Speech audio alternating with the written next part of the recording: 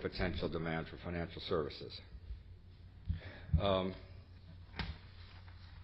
So you move on from clients, you start thinking about what is it that they might like or find useful. And what you start off by looking at are the kind of things that are universal to all poor people.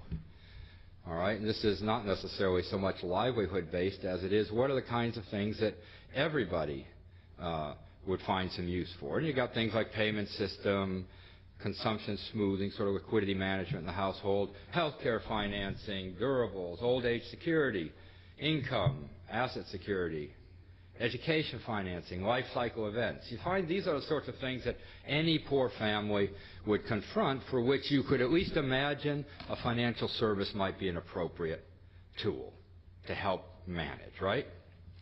Real estate. Then you also have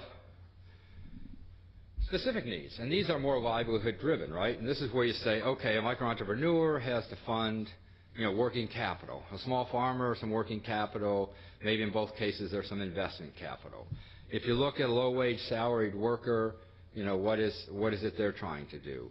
Urban migrants, casual laborers. What are the specific characteristics of each of these groups of livelihoods that also help shape the sorts of financial services that they might find more useful?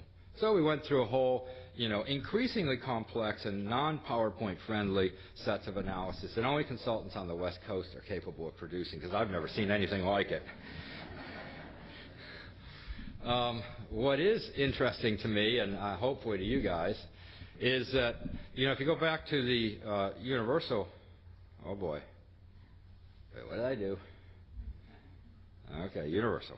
If you go back to this list, what's really striking, of course, is that financial services are particularly useful for organizing one's access to meeting basic human needs.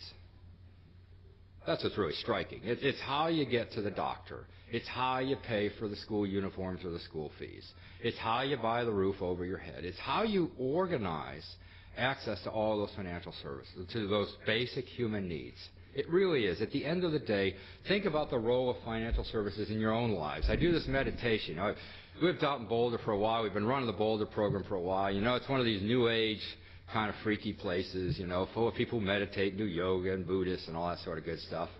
So I learned about, meditation, and I often start some of my big conferences and speeches out and actually talk to Bill and Melinda and a whole gang of their friends and said, okay, guys, start by imagining your lives or your parents' lives without financial services.